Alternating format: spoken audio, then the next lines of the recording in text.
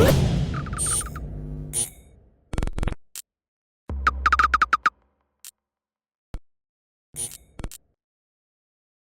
is Andy Purewal for Boxing Social in association with Betfred, and I am joined by flyweight contender Jay Harris over Zoom. Jay, it's been a while. How are you keeping? Yeah, it's been a while, mate.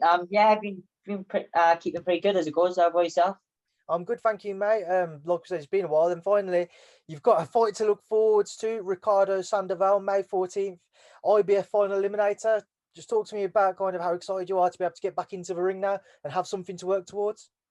Oh yeah, massively excited, and it's such a big fight as well because it's the final eliminator. So yeah, it gets the blood pumping, doesn't it? And he's a good fighter, to be fair. I've watched a couple of videos of him, and he is a very good fighter. So it's going to be a good fight, I think. And I'm glad it's on an MTK show, to be fair, and it's over here.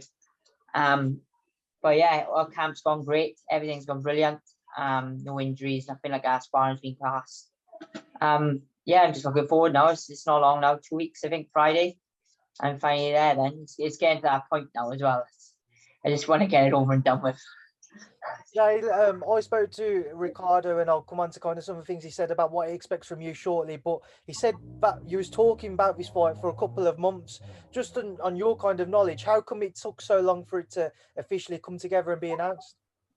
I think at first I got told I was going to fight Mohammed Wasim, and then something happened on their end. Ramadan, I think maybe I don't know. He's getting married or something like I was anyway.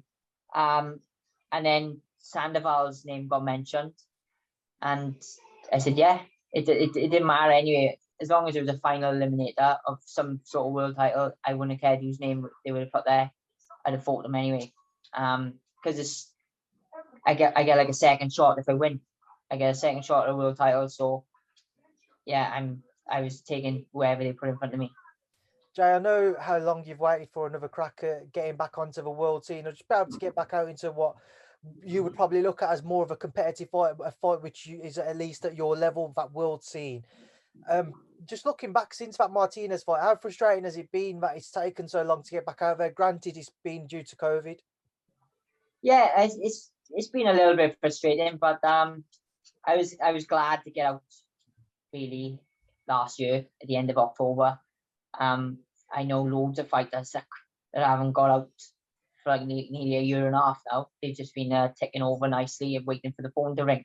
So I'm glad that they got like MTK behind me who wanted me to push on and get a fight under my belt so I can challenge again. So I'm not like ring rusty or anything. I'm not jumping into a fight unprepared, or I haven't had a fight for a year and a half and sort of that and that sort of stuff. But I think with the Marcel Braithwaite fight, it was a good fight, competitive. So it's got me mixing in, and I'm glad that they've chucked me in now with Sandoval, and hopefully it'll be a great show and a great night for myself. You said at the beginning of this interview, you've seen bits of him, you know little bits about him. So what can you tell us for the UK fans certainly to expect from Sandoval? Yeah, I think he's a very good fighter. His style is very good. Keeps his form very well. He's got good variety shots. He's looks like he can bang a little bit as well. I don't really know the people he's fought. I know he's knocked out his last like 5 people, but I think some of them are shit, if I'm honest. But the last one was pretty half decent, I think. He went points with Estrada. But he has been stopped a couple of times as well with Costa, like good fighters. So it's kind of expected of him to maybe stop him or whatever because he's at that sort of level. But other than that, I think this fight is very good. It's a very tough fight. And it's got to be expected really once you hit this sort of level. There's not going to be any easy fights anymore. And I don't expect journeymen anymore either, to be honest. I just want to get cracking and get this world scene and hopefully get another shot at this world title. He was very coy about how he's going to look to approach this fight. The only thing he said was he'll be very adaptable on the night to whatever you bring.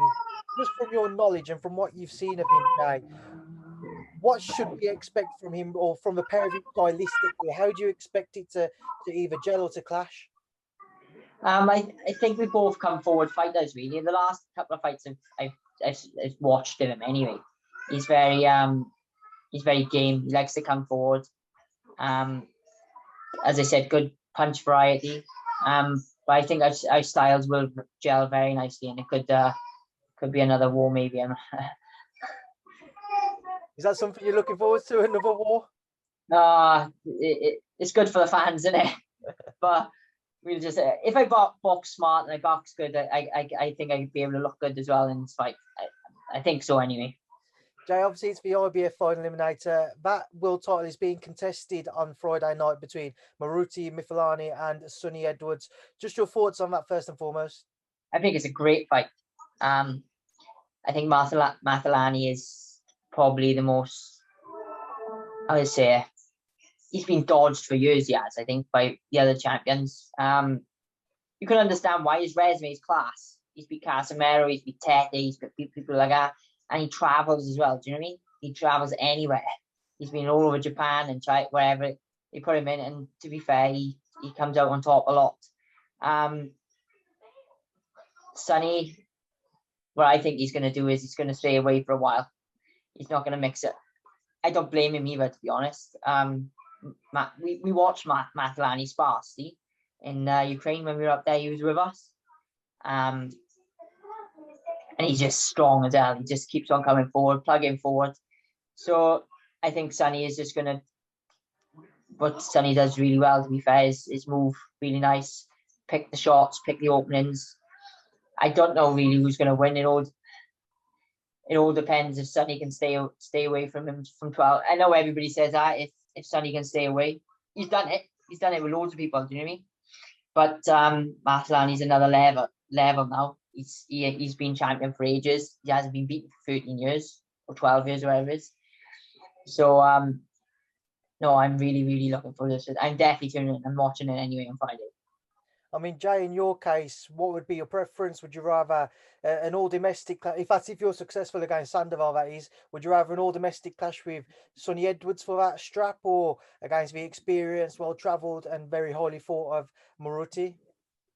It doesn't really bother me which one I fight, but as you said, if I fight Sonny, it's a massive domestic clash, I think, and it's been talked about for ages by numerous people, and I think every time my name or Sonny names get mentioned, one of us is mentioned it in the interview or under people's breath. Like, so if Sonny's having an interview, he says, "What about JR?" So if I'm having an interview, someone says, "What about Sonny Edwards?" Like, sort of thing. So if he does come on top, I think it'd be class for Britain. I think for just to prove in, I know we'd be world champions, so we'd be technically number one or whatever. But it would be who's the best then. But I spoke to Sonny the other week as it goes, wishing him all the best. This week as it goes, wished him all the best, seeing how camp's going. We still stay in touch since that Ukraine, like. So I said, we text and I said, if you come through with this and I come through with mine, perhaps we can finally like get it on. And he's like, legend, he said, and yeah, it'll be like a pleasure to share the ring with each other. And even though he's talked about it years and years ago prior to this, and it looks like it's going to come full circle. Like, do you know what I mean? Just one other name I want to throw to you, Jay. He hasn't necessarily mentioned you, but he certainly mentioned Sonny's name in the past. He's Prince Patel. What are your thoughts on kind of Prince Patel effectively and, you know, his recent interviews? Well, he's a funny character, isn't he? He is funny. I watched one of his interviews with that Coogan class he asked, is it? Yeah. Oh man, I was laughing my head off. It was funny, but fair dues to him. He just goes anywhere. He goes over to Africa, fights these African people that no one's heard of. But fair dues to him. I ain't got nothing against him. He's trying to sell himself. He's trying to make it a living. He's trying to get all these belts to make him in world like he's in the world level, and he's world ranked somewhere. I think he's just hoping for one of these big fights, I think, to come along. Big payday, maybe. I don't blame him, to be fair. There's enough. He comes over fun. He just makes me laugh. He does. Every time I see him on an interview, he makes me laugh. He's so bloody cocky and everything. It is funny, but you just got to take it like I'm you. All right, Jay, I'll leave that there now. I'll leave you to enjoy the rest of your day. I appreciate your time tonight. Thank you for speaking to Boxing Social. Nice one, mate. Nice one for having me.